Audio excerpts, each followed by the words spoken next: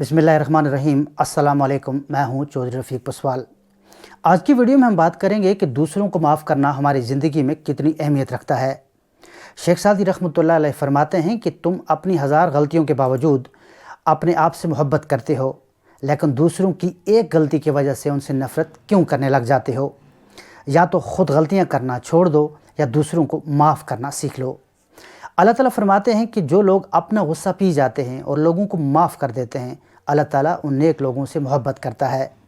और आप जानते हैं कि दूसरों को माफ़ करना सबसे बड़ा इंतकाम है। माशरे में रहते हुए दूसरों ने हमें कभी ना कभी दुख दिए होते हैं, हमारे साथ अच्छा सलूक नहीं किया होता और हम उन दुखों को नहीं भूल पाते। इसी तरह हम भी लोगों को दुख दे बैठते हैं, वो भी उन दुखों को नहीं भूल पाते।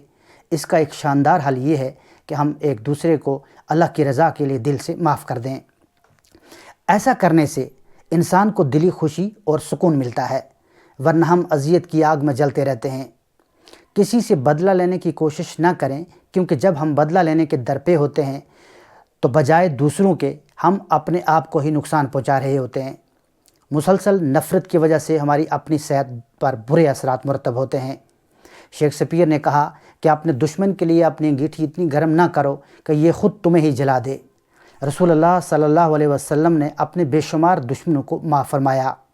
अपने दुश्मनों को उनके लिए नहीं बल्कि अपने लिए माफ़ कर दें। हम अपने दिल में नफ़रत की आग लगाकर ना तो खुश हो सकते हैं और ना अच्छे बन सकते हैं। लिहाजा अपने दुश्मनों को माफ़ कर दें, वो आपसे मोहब्बत करने लग जाएंगे। हमें दूसरों को माफ़ करना चाहिए और भूल जाना चाहिए कि हमें किसी ने दुख दिए या परेशान किया, क्योंकि ये गलतियाँ हमसे भी सरज़द होती रहती हैं। मशहूर मुहावरा है कि जिसने किसी दुश्मन को माफ़ नहीं किया उसने ज़िंदगी से लुत्फ़ नहीं उठाया। जब हम दूसरों को माफ़ कर देते हैं तो हम दुश्मन के लिए नहीं बल्कि अपने सुकून और ख़ुशी के लिए ऐसा करते हैं। ऐसा करने से मनफी ख़यालात जो इंसान को परेशान कर रहे होते हैं उनसे निजात हासिल होती है। गुस्सा, नफ़रत और नाराज़ी आपके दिल और रूह को जला देते हैं। रसूलुल्लाह सल्लल्लाहु अलैहि वसल्लम ने फरमाया, जिसको माफ़ी चाहिए वो माफ़ करना सीखे। अपने दिल में लोगों से नफ़रत, दुश्मनी, बुग़्ज़, अदावत का अलाव जला के मत रखें, क्योंकि ये इंसान के लिए अज़ाब बन जाता है। जब हम दुश्मनों से नफ़रत करते हैं तो हम उन्हें अपने ऊपर गालिब होने का मौका देते हैं।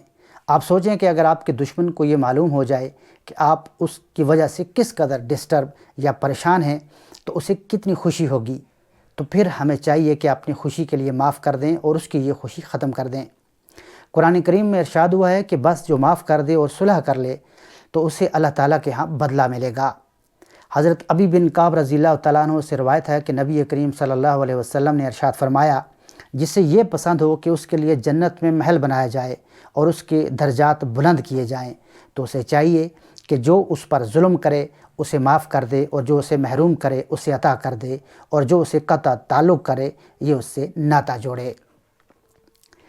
हज़रत अब्दुल्ला बिन मसूद रज़ियल्लाहु तआला अन्हु से रवायत है कि नबी करीम सल्लल्लाहु अलैहि वसल्लम ने इरशाद फरमाया, बेशक अल्लाह ताला दरगुज़र फरमाने वाला है और दरगुज़र करने वाले को पसंद करता है। गुस्सा एक ऐसा खंजर है जो इंसान अपने ही दिल में घोंप देता है।